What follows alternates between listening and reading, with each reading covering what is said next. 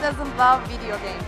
You may not be an addict, but you cannot deny that gamers are powerful, very powerful.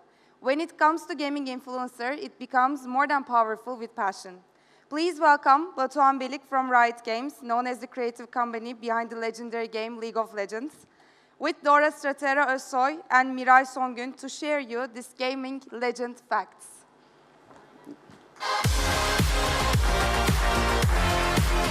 I'm from the community discipline. We call discipline, you call team. I'm one of the guys from the community team at Riot Games, and what we do at Riot Games is we have one game called League of Legends. We are running the publishing of League of Legends in Turkey right now, and I am also the SME, the subject matter expert for influencers in gaming. Miray and Dora with me. So let's sit and start. So first, to know you more, Dora and Miray, what's your story and how did you end up with being a gaming influencer? Okay. Who should start first? Ladies first. Okay, thank you. Well, for my part, of course, I play a game, and okay, I'm quite excited right now. I'm sorry. But for my part, I mostly cosplay, and it's something slightly different than gaming. Yeah, what's a cosplay? What is a cosplay? This is a great question because a lot of people mistakes this with being an animator. Animator? Yeah. Well, we do costumes of a character, of a game, of a movie, of a book, and we literally act like the character. We live like the character for a single day. So how did you start being a character of a game? Okay, well, for my part, my family was always influenced me about being an artsy child. Like, I always liked playing with fabrics and paints, and without I was knowing what I was really doing, I was cosplaying. It took a while, but yeah, I was doing my best, and I was working with a lot of great people in this company, in this bazaar. Yeah. And you, Dora, how did you start? I started by a YouTube channel called League of Legends Mechanics, just like your company. The game was and still is very popular in Turkey. I saw that many people do not know what League of Legends is, but it's booming in the youth, just know that. But turns out people are interested in League of Legends, but they are not interested in mathematics. I was doing mathematical videos like how can you deal more damage, how does this system work, etc. But they didn't like it. So I turned out and started making videos about the characters in the game, like what's their story, how are they designed, what's special about them. And since people connect with characters, they play in the game, just like you cosplay the characters because you love them, and people want to know more, and it grew. It grew up. Nice. And can I ask a question to the audience right here? How many of you play games in a week? Play any kind of games? On mobile, PC, laptops? Really few? Nice. So how many of you are gamers? Just none, right. So can I ask you about, there are some people who are playing games, but they are not gamers, right? Yeah, we saw about 5 to 6 people playing games, but no gamers at all. What's the difference between being a gamer or playing a game? Everyone plays plays any most game. Of the people. Yeah, except this place, I guess. Most people play games. During the bus ride, with your phone, while trying to go to sleep, mobile devices, PC, special consoles. But gamers are people who make up time to play a game. They do not play games in their free time. They make it special part in their day to play a game. I'm sorry. They prefer to spend the time. Yes, exactly. It's not just spending time for them. It's spending quality time, and they make a special portion for that. So, what's the difference between being a gaming influencer over the other influencers like fashion, like sports, and like that? I see. Influencers are very general. You know, like you can talk about food, you can go to places, travel blogs, fashion, etc. They are mostly combined. But in gaming, people are focused. Gamers do not want anything else. They do not care about food experiences. They do not care about travel experiences. So when I try to make, let's say I'm a fashion blogger and I make a video about food. People would still be interested, but in gaming, when you try to do such things, they do not care. They only want content about gaming, and that's why gaming influencers are generally more focused. Yeah, and separate from the other influencers. Nice. Actually, it's just because of the audience that desires to see gaming, right? Yes. Okay, cool. Let's talk about your audiences and your community. First of all, how is a cosplayer community? What is a cosplayer community, and what is your audience like? Well, before the audience, it's more like a community which is more focused on costume making and collaborating with each other. It's like a chain. It's always together. I mean, some people are making props, armor, some people are sewing stuff, and when they are getting together, they are putting these two pieces together too, and they make great projects. And you mentioned about making armors. Yeah. What's it like to make an armor, like blacksmith or something? No. Well, you know that there are games and movies that we always watch and think like, oh, wish I was in this crew, wish I was a part of this universe. It's something like that. I mean, you are using different materials like EVA foam, like plastics, like... it's not real armor, right? Yeah, of course it's not. I mean, it's less it durable. Looks real. It looks Yeah. real, yeah. And your audience, what's your audience like? Mostly males aged between 18 and 24. Since I am a YouTuber, I am going very statistically here, but and by mostly I mean 95% males. I'm more like you on That's that part. I don't know why is it like that, but of course most gamers are male. There are a large portion of female players, but they are not in my channel, I guess. Actually, I stole them? it's the industry standard, nearly industry standard. It's like 94% of the gamers are male and 6% of them are female. So I'm missing only 1% of the females. Yeah. That's okay. But it's different for Miray, I guess. Yeah, well, since I'm a cosplayer, I always care about the both sides. Like, I make up, but I also play games. So it attracts both genders. So like 65% males, 35% females in my... A lot of females in cosplays. Yeah, because it's fashion. Yeah, it attracts both of the genders, like I said. Exactly. So how do you monetize your content? Because everyone in this crowd maybe is wondering, they're just playing games and gaining money. What's it like that? Is it just a dream for a guy like you, or... First of all, that statement is very popular and it's very wrong. You know, they just play games all day and they make money. There are many different channels on making money when you are a gaming influencer. First of all, advertisement on YouTube. YouTube automatically puts advertisement on our videos and we take a portion of that. So more people watch your gaming, you gain more money. Yeah. Second, in these videos, some companies want to promote their game. Because when people are choosing games, they look towards us. You know, what is this guy playing? They do not follow magazines or news or anything like that anymore in gaming industry. They are following people on either Twitch or YouTube. You're just like a decision maker on gaming, right? Basically, yes. But there's the other side of that too, which I will talk about it shortly. The other part is people donate. Usually via live streams, when you are playing a game good or you're explaining it well or you are making people have a good time, they support you because they want you to keep playing and keep sharing content with them. So there's donations, there are subscriptions, you know, they pay you on a monthly basis. And of course, I attend to, you know, for a hardware store, gaming hardware store, I go to there to attract people, sponsored content and events like that.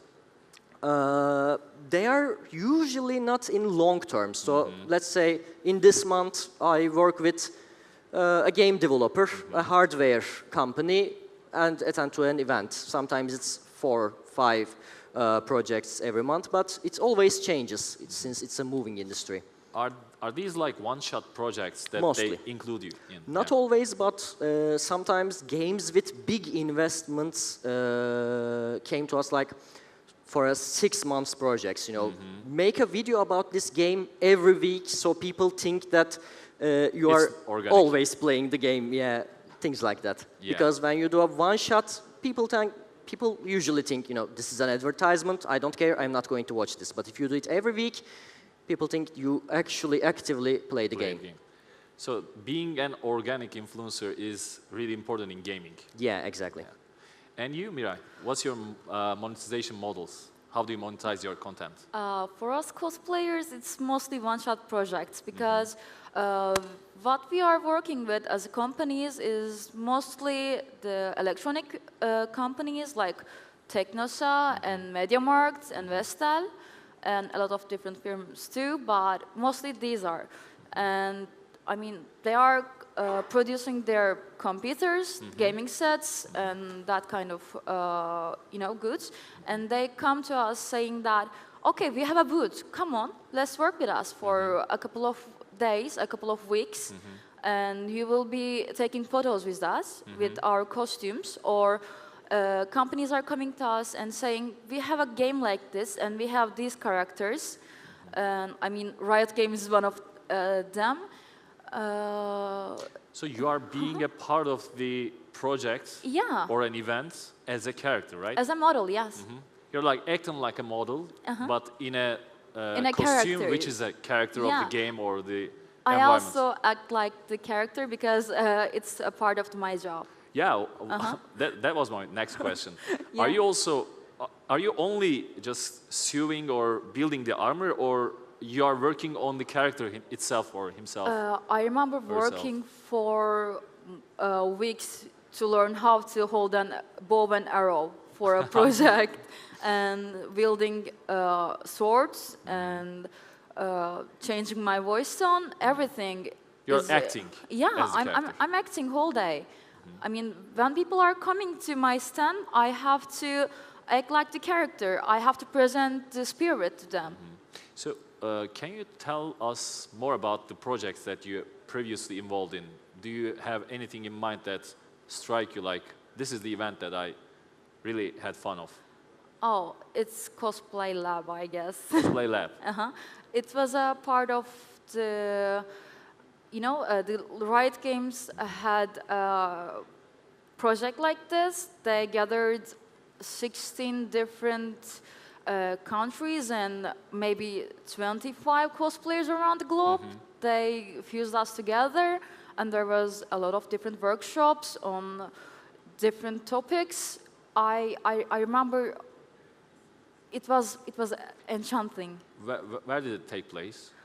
In California, LA. California. So you fly from here to California? Yeah, for the project. For the project? Yeah, it took 4 days, and it was the most amazing event of my life. What was expected you to attend? I just attended workshops and talked with people. We talk about how we did this thing in our countries, how we were collaborating together, and in time it was more like a pajama party. We were having so much fun. So what's your favorite character? Like one of your previous cosplays? Ari. Ahri. Yeah. Ahri from League of Legends. Yeah, Ahri from League of Legends Proud. and Tracer from Overwatch. Tracer. Yeah. Tracer from Overwatch. Cool. And Dora, what's your favorite character? Ooh, that's a tough question. I guess I would go with League of Legends too.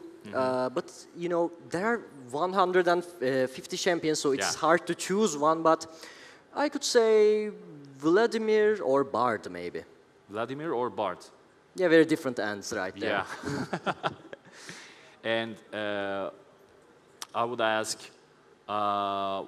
what's like who are the brands that make involved in these projects with you? What are the big brands that people want to hear? Yeah. Actually, I can't even name them all. There are too many. Especially in the world and recently in Turkey, everyone is going through the influencer marketing. And the gaming has boomed like 3 years ago. So I have worked with retailers like Vatan or Teknosa, Vestel, many different games like Arena of Valor, O-Game, all around the globe. Hardware like SteelSeries, Corsair. So you can say that everyone is jumping on the I don't know, wave right now. Yeah. Yeah, vegan, thank you. Vegan. What's the brand's needs from a gaming influencer? What does a brand want from an influencer like you? I see. As I said before, gamers are very focused and they only care about gaming. So they do not play with standard keyboards or mouses or basic hardware equipment. They buy keyboards like with millions of colors, like flashing and special buttons on them to make them better at the game. Actually, you know, Faster shortcuts, reactions. faster reactions, exactly, better responsive gaming mouses, etc. So they just target the audience. They give me their product, whether it's a game or, as I said, hardware product, and I just promote it. It's based, and sometimes they even say, do not even mention the product, just use it. Just use it. It's the influencer marketing, basically. Actually, some of the PCs today, some good PCs may be costing a few $100s. Maybe even more. But yeah. a true gaming PC is like more than a 500, maybe $500. I would even say maybe thousands. 1,000 and 500. Yeah, exactly. Yeah. It's much more. The gaming segmentation of the PC market is like a big thing right now. Yeah, it's quite expensive actually. And what's the future in gaming influencers? That's a tough question. But esports is growing, gaming What's is growing. esports? Ooh, okay.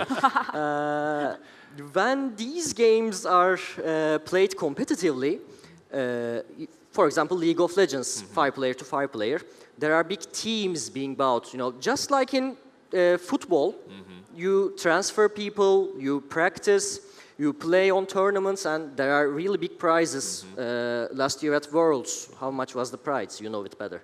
I don't know. Maybe know. $1 million. We are maybe not. less. We are not explaining the rewards. Okay, but currently in Turkey there are more esports watchers than basketball watchers. Seriously. Right now, yes. Esports has surpassed baseball, golfing, basketball.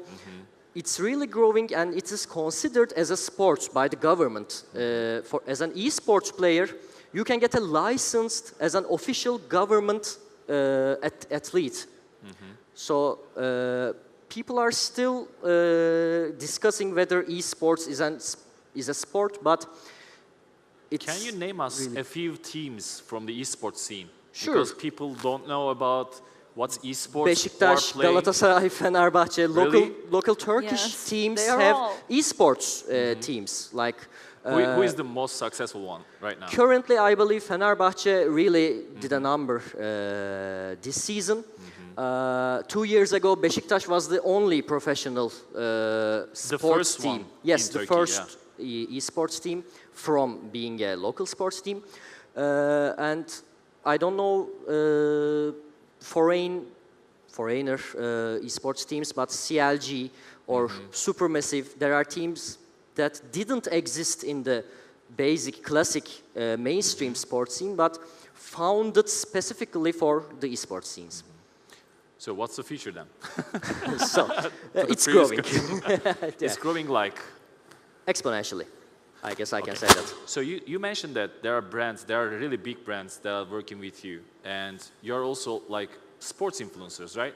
Yeah, you can say that, I guess. Have you been playing in the advertisements of these brands as well? Esports brands? Esports brands, retailers, big Yeah, brands? I have worked with few esports teams. You know, since when you found a team, there are a lot of traditional teams. Like when you are born in a city, you know, you are with that team. But in esports, everything is new. No one knows about anything. So when they found a team, they want to promote it. So of course they come to the game influencers. You know, stream with our players, etc.